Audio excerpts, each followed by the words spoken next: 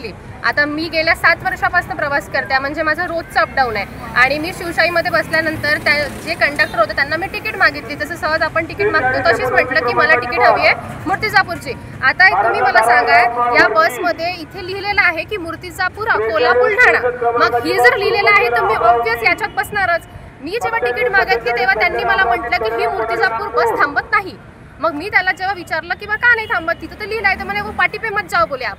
बरं ठीक आहे, मी तरी पण त्यांचं सहन केलं आणि 17 रुपये देऊन मी तिकीट काढली बडनेरापर्यंत. अमरावतीवरून बडनेरा तिकीट काढली आणि मग मी उतरून गेली.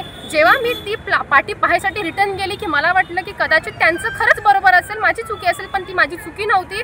ह्या फोटोमध्ये सरळ दिसत आहे की बा ती मूर्तिजापूर अकोला बस थांबते आणि त्यांनी ना थांबवली ना काही. जेव्हा मी त्यांना विचारलं का हा काय प्रकार आहे की बा ही जर बस मूर्तिजापूरला थांबते तरीही तुम्ही थांबत नाही आहे, तर त्यांनी मला असं उत्तर दिलं की बोले आप इसके अंदर मत बैठो कारण इसकी एसी खराब आहे, एसी स्लो आहे. आता एसी स्लो असो की कसंही असो, मी तुला तिकीट देते ना, तू मला पैसे घे, तिकीट दे, संपला विषय. पण त्याला जेव्हा मी असं म्हटलं तेव्हा तो उद्धटून माझ्याशीच वेगळा बोलायला लागलाय की अभी आप बोले कंप्लेंट करोगे, आपको जो करना है वो कर लो. असं कसं त्यांनी जे काही वायफड बडबड केली असेल ती त्याची त्याला.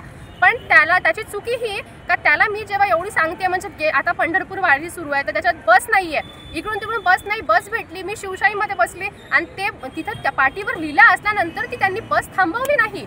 आणि त्यांना जेव्हा मी म्हटलं की मग वरून त्याला मी म्हटलं की मग कंप्लेंट करेल, तो आपको करना है वो करो, असं तसं त्यांनी म्हटलं. आणि माझ्या मागे 4-5 वेळा असा फिरला की बा त्या बसचा फोटो काढू नको. आता मी जर आवाज उचलायचा असेल, माझ्याजवळ जर काही प्रूफ नसेल, तर तुम्ही सगळे कसे माझ्यावर विश्वास कराल. मी जेव्हा फोटो काढला तेव्हा त्यांनी मला फोटोसाठी अडवलं आणि 3 वेळा माझ्या मागे पुढे फिरला याच्यासाठी की बा आप कंप्लेंट मत करू.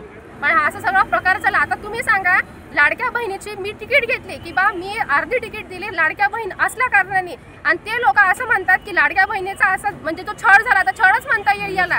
तुम्ही मला सांगा, हा अन्यायच झाला ना. म्हणजे आम्ही तुम्हाला अर्धी तिकीट देऊन म्हणजे आमचा सन्मान करताय आणि ते बस थांबवत नाही. मग आता याला काय जबाबदार कोण? आता त्याच्यावर तर कारवाई झालीच पाहिजे, कारण त्याने एक तर त्याची चुकी, 2 ते माझ्याशी रूटली बोले, आणि 3 की बा हा लाडक्या बहिणीचा अपमान आहे सरासर. एकीकडे महाराष्ट्र परिवहन महामंडळाकडे अतिशय विश्वासाने सामान्य जनता बघत असताना आणि त्यातल्या त्यात महाराष्ट्र शासन खंबीरपणे लाडक्या बहिणीच्या पाठीशी उभं असताना एका बहिणीवर अशा प्रकारे जर अन्याय होत असेल तर निश्चितच एक फार म्हणजे जेवढ्या मोठ्या प्रमाणात निषेध करता येईल तेवढा कमीच आहे.